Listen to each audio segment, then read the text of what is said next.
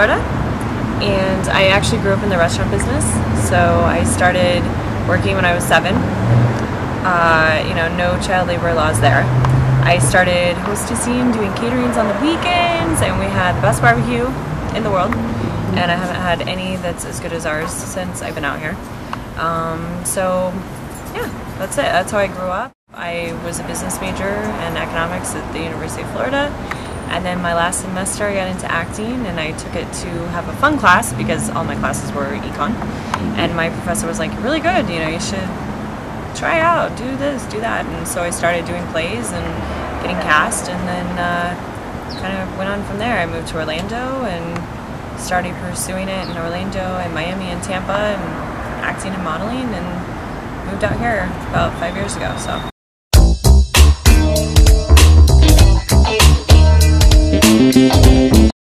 I would say, I mean, theater is my first love. If it paid the bills, I would just do theater, but it doesn't, so I do other stuff. But definitely a lot of the stuff that I did with the New York Acting Ensemble in Orlando, as well as with Ken Yulo as my director, that was amazing work. And one of the very first ones I did, one of the first plays I did with Ken was called Night Mother, and I played Jessie. And I've done tons of different stuff. I actually started my own production company in Florida and started writing, producing, directing my own plays and commercials. So I did 4 commercials for our restaurants because, you know, there wasn't a whole lot of work there at the time. So I started doing my own stuff, and I like staying creative in that aspect and doing everything kind of from every sort of gamut, just being creative.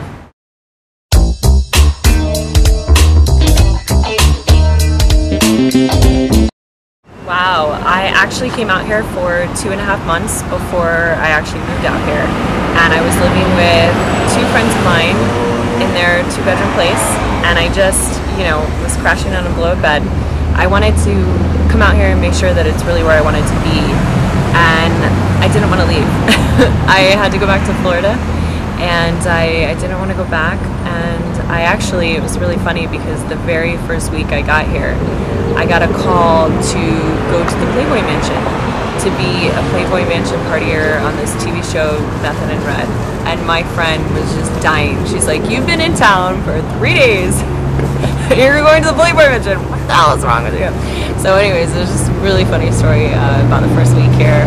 And I fell in love with it, and I love Burbank, and that's where I was staying with my friends, and I thought, this is where I want to be. I like the valley, I like, you know, this area, and not as much traffic as the west side, so nice area to be.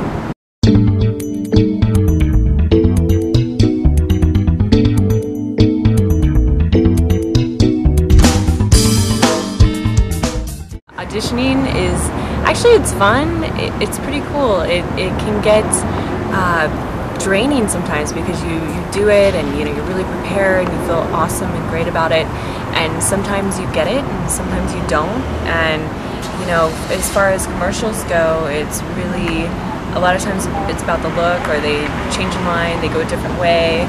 You hear that sometimes, oh, they went a different way, and you're like, what do you mean they went a different way? So they're looking for a blonde-haired, blue-eyed, you know, Caucasian girl, and then they go with a 40-year-old Asian woman. I don't know. I mean, it's just, you never know what they're looking for, and sometimes they don't know what they're looking for. And then you get the really awesome auditions where you have really great characters, and it's so much fun, and, you know, you just have fun with it. I really try to go in and just let it go and just be the character of the character, and let it take over, and kind of go from there. So I've had some really great auditions lately. Yeah.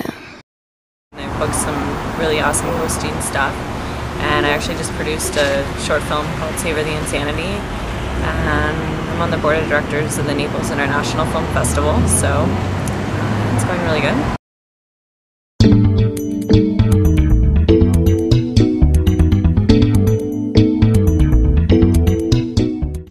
I'm an assistant. No, I actually, as far as, you know, things like MySpace and Facebook, and I mean, I do have a MySpace page. I created a YouTube page for myself. I update my stuff, try to always update it regularly.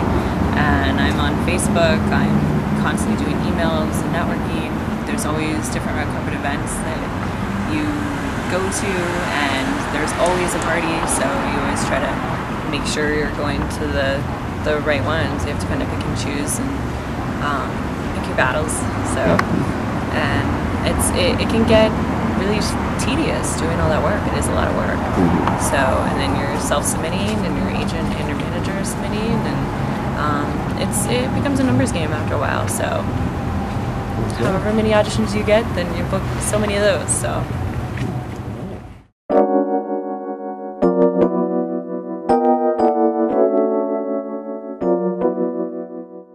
So I am playing Agent Gino Cortez in Borderlords 2, and she is a no-hassle kind of girl. She's like, doesn't put up with anybody's stuff, doesn't want to, she's like, no, I don't think so, kind of type of gal who doesn't really, and actually she would never say gal, she's the kind who just doesn't want to take crap from anyone, so she kind of has her own way of going about and doing things, which is pretty neat, which you'll see in the film.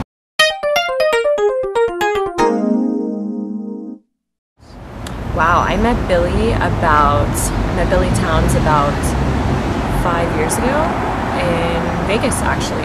I was working a job for Sony, and he was working for Sony, and actually we just stayed in touch over the years, and he told me about this movie that he was doing, and I thought it was awesome, and then we just stayed in touch, and he said, I'd love to have you in the sequel, and I said, great. So, here I am.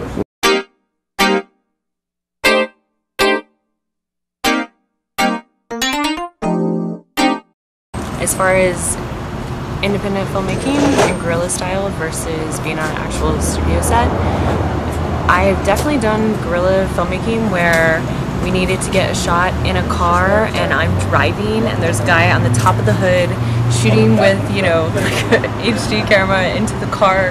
I'm driving, just viciously, and he's like going back all over the front of the hood of the car, and you're going, what are we doing? But it came out good. That shot actually came out really good. So, you never know kind of sometimes what you get thrown into as far as guerrilla filmmaking goes. And I've actually been on sets where they're kind of like, well, we don't really have a permit to be here. And I'm like, oh my gosh.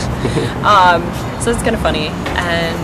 But everyone is basically the thing that brings it all together that I see on working on a major TV show or a major motion picture versus an independent is the fact that everyone is in it for what we're doing. I mean, we're creating something that was on a page, and we're taking that and we're bringing it to life, and we're making it real, and we're bringing these characters to life, and it's just it's an awesome collaborative effort, and that's something that they definitely all have in common. So.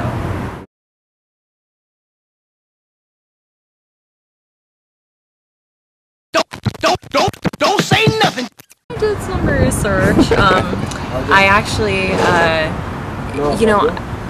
not going to give you all the things that I do, but I have definitely my way of getting into my character. I always think about, who is she? What does she want?